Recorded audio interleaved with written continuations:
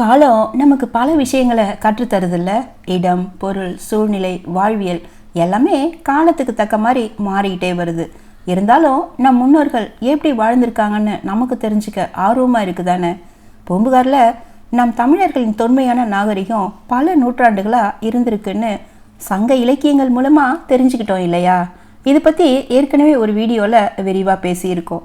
என்னதான் இலக்கியங்கள் நாம் படிச்சிருந்தாலும் அறிவியல் பூர்வமான ஆய்வு செஞ்சால் தானே நமக்கு அதோட உண்மை நிலை தெரிய வரும். இதனால் இந்திய தொல்லியல் துறை 1961ஆம் ஆண்டுலேருந்து பல கட்டமாக பூம்புகாரில் நிலத்தடி அகழ்வாராய்ச்சி தொடங்கினாங்க. அப்படி நடந்த ஆய்வில் தான் பூமிக்குள் உறங்கி கிடக்கும் பூம்புகார் நகரம் வெளியே தெரிய வந்துச்சுங்க. அப்படி என்ன விஷயங்கள்லாம் நமக்கு கிடைச்சது?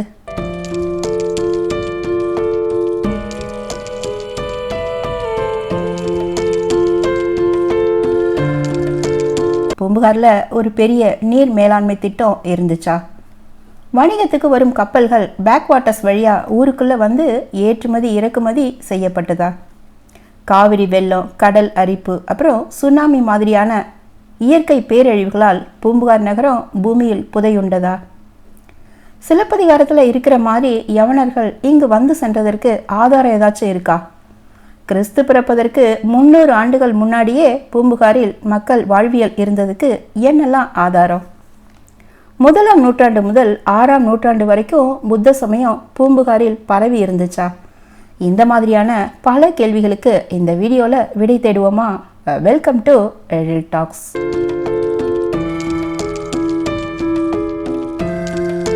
ஆயிரத்தி 1961-62 இந்திய தொல்பொருள் ஆராய்ச்சி நிறுவனத்தின் சார்பாக திரு KV ராமன் என்ன பண்ணார்னா, காவிரி முகத்துவாரத்தில் கிட்டத்தட்ட 8 மீட்டர் வடக்கில் நெய்தவாசல்லிருந்து தெற்கே வானகிரி வரைக்கும் ஆய்வு செஞ்சு ஒரு 40 வரலாற்று முக்கியத்துவம் வாய்ந்த இடங்களை செலக்ட் பண்ணார். இங்கே மெகாலித்திக் காலத்தை சேர்ந்த கருப்பு, சிவப்பு நிற பொருட்களும் ரோமானிய பொருட்களும் கிடைச்சதை வச்சு இந்த இடங்கள் கிட்டத்தட்ட 1ஆம் நூற்றாண்டை பிரதிபலிக்குதுன்னு சொன்னார். அப்புறம் இந்த இடங்கள்ல இருந்து செப்பு நாணயங்களும் கிடைச்சதுங்க. புலி, யானை, மீன் லட்சணைகள் பொறித்த நாணயங்களும் இருந்துச்சு. இங்கே கிடைச்ச ரோமன் நாணயங்களை வச்சு பூம்புகாருக்கு யவனர்கள் வந்து போனதும் தெரிய வருதில்ல.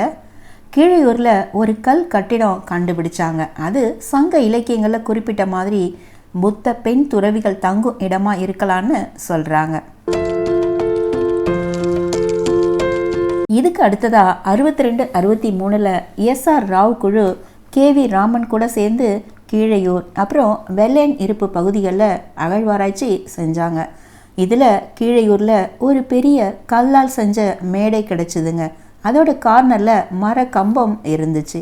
கீழையூர் கிராமத்தில் கடல்லிருந்து ஒரு 600 அடி உள்ள நீண்ட நீர் வரத்துக்கான குழிகளும் ஓரத்தில் வலை மாதிரியான செங்கல் அமைப்பும் இருந்துச்சு. இது என்னன்னு பார்த்தா 18 மீட்டர் நீளமும் 7 மீட்டர் அகலமும் கொண்ட ஒரு படகுத்துறை. கடலில் வரும் படகுகள் பேக் வாட்டர் மூலம் நிலத்துக்குள் வந்து பொருட்களை ஏற்றுமதி இறக்குமதி செய்ய தகுந்த துறைமுகம்.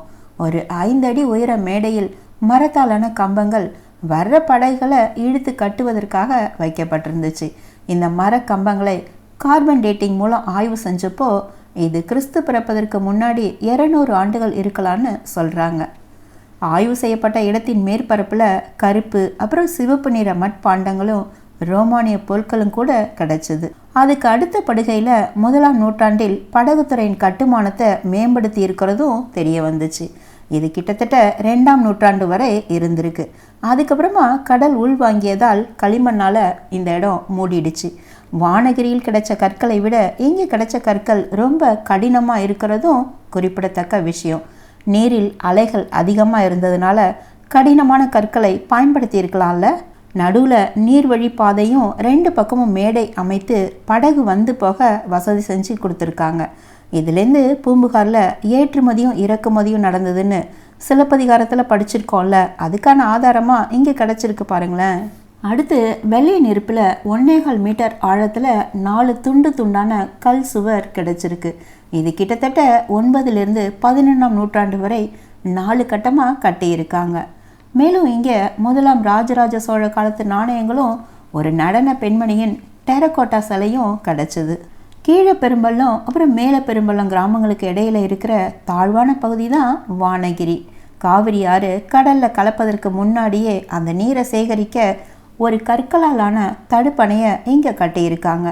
கடல் உள்வாங்கினதால் ஏற்பட்ட களிமண் படுகைக்கு கீழே இருந்த இந்த நீர்வழி அமைப்பும் அகழ்வாயுவின் போது கண்டுபிடிச்சிருக்காங்க.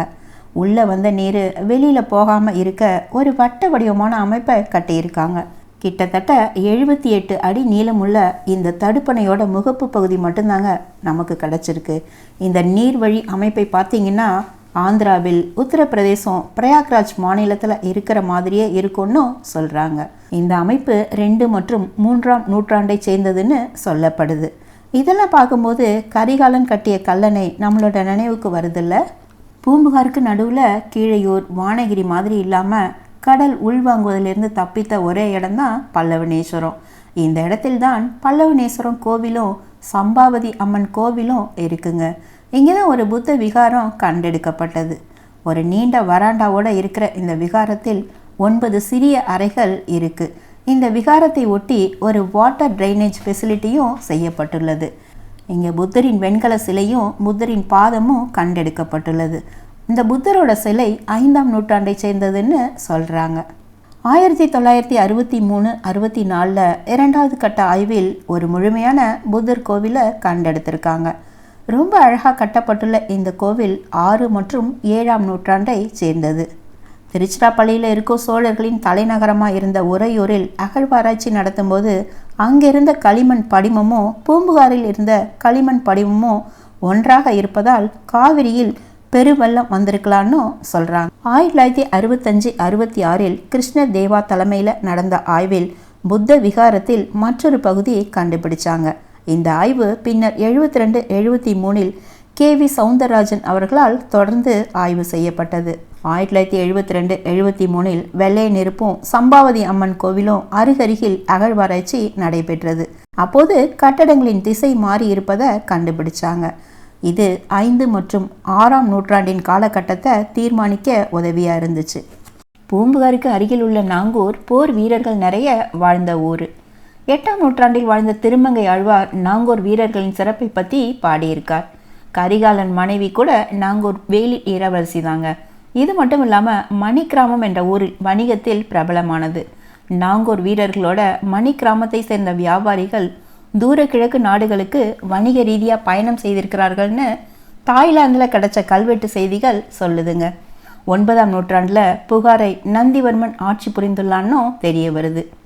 1998 தமிழக தொல்லியல் துறை சார்பில் நடத்தப்பெற்ற அகழ்வாராய்ச்சியில் கீழர்வேலின்ற இடத்துல 20 சென்டிமீட்டர் ஆழத்தில் கட்டிட சுவர்கள் மரக்கம்பங்களுடன் கிடச்சிருக்கு. இந்த மரக்கம்பங்கள் பனை மற்றும் இலுப்பை மரத்தில் செஞ்சுருக்காங்க. இதுவும் ஒரு படகுகள் கட்டும் துறையாக இருக்கலான்னு சொல்கிறாங்க. இதையெல்லாம் சேர்த்து பார்க்கும்போது பூம்புகாரில் தமிழர்கள் கிட்டத்தட்ட கிறிஸ்து பிறக்கிறதுக்கு 300 ஆண்டுகளுக்கு முன்பே வாழ்ந்திருக்கலான்னு தெளிவாக தெரியுதில்ல. புகாரின் நிலத்தடி அமைப்பு மேலே மணற்பரப்பாகவும் அதற்கு அடுத்து வண்டல் மண்ணாகவும் அதுக்கு கீழே களிமண் அப்புறம் அழுத்தமான மண் பகுதியாகவும் கால மாற்றத்துக்கு ஏற்ப மாறியிருக்கு. இவை கிடைக்கும் பொருட்களின் காலகட்டத்தை நமக்கு தெரிஞ்சிக்க உதவுது.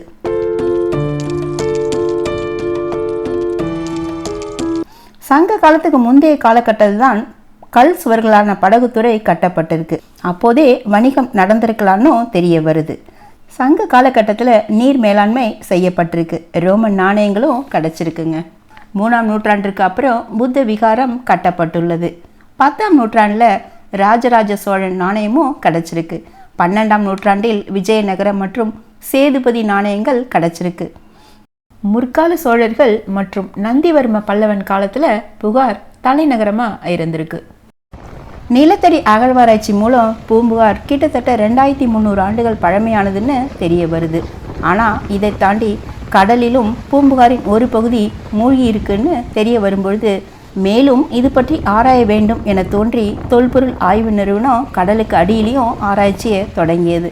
அதில் என்னென்ன ஆச்சரியங்கள் நமக்கு கிடைச்சதுன்னு அடுத்த வீடியோவில் பார்ப்போமா? இது பற்றி உங்கள் கருத்துக்களை கமெண்ட்டில் சொல்லுங்களேன். மேலும் ஒரு இன்ட்ரெஸ்டிங் வீடியோவில் சந்திக்கும் வரை நன்றி.